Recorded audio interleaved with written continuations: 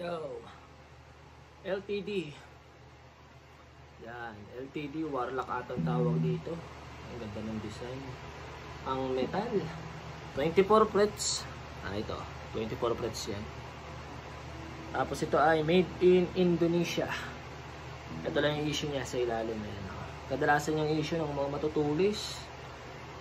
Pero kapag bibili nyo to, meron na tong bag. Kaya hindi na kayo mamumroblema sa bag. Mahirap kasing hanapan ng bag yung ganito. Yan, EMG, 81, pareho.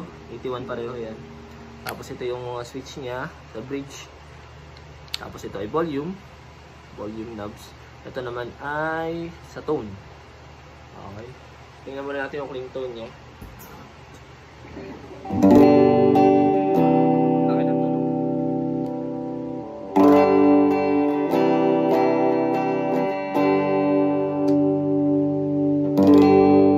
Ito yung sa bridge.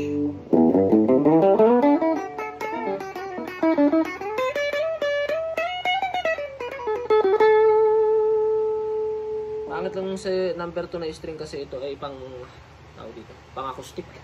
Kaya ganyan ang tunog.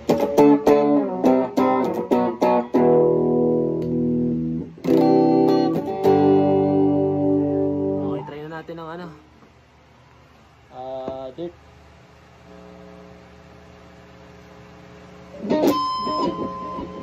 Ano?